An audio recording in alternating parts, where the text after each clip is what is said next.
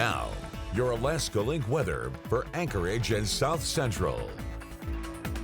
Good evening and happy Monday. As we rolled into the weekend forecast, we watched that temperatures took a bit of a turn and did head to hit the 60s the first time this season. And we have actually run 262 days without a 60-degree high temperature. And we stacked up 2 of them over the weekend. Now, what we're going to continue to see is striving to head into those upper 50s to those 60s. But what's going to continue to keep some of those temperatures pulled back is going to be staying with this pattern that shows some of those wet conditions. Now, we only have a few more days left in May, so thankfully we put that 60-degree day on the board before we stepped into the month of June, but we still hold slightly below normal temperature-wise, but we show that positivity there for precipitation, and we're going to continue to feed into these numbers here for the rest of this week ahead. One, we still note that, again, we'll strive for those 60s. If we can get some breaks, get that right wind direction, 60s are achievable, as we can see, but we're also noting that as that average of 62, temperatures still sit just around those mid to upper 50s for forecasted high temperatures.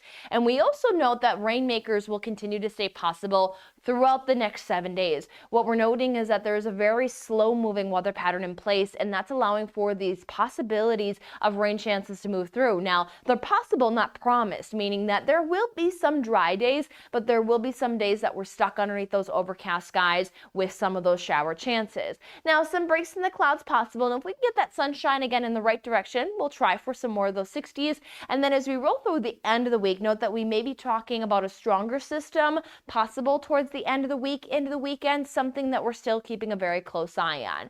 Though for the time being, what we're watching is that a lot of the activity is really going to be found off towards more of the Copper River Basin. We note that we'll talk more of that activity off towards the east there of the Richardson Highway. However, these do have that pull to the west, which means that still some of those easterly waves will be introducing some of those rain chances from time to time for some of our inland spots and through over areas of the Kenai. So we can see largely the higher reflectivity for rainfall accumulation there holds off even for the far portions there of the Copper River Basin towards the Alcan border, even for more of our easterly regions there of the Prince William Sound. As when you the farther off towards the west you travel, the less that rainfall potential is in place. So again, easterly waves, big impact, but again, that's going to be more off to more of our east, though with this type of pattern we do hold a bit gloomier, so it's going to be hard to see some of that sunshine, but still possible. We are down to just gaining about 4 minutes per day, as we have 18 hours and 32 minutes. We really slow down how much daylight we are gaining here into June,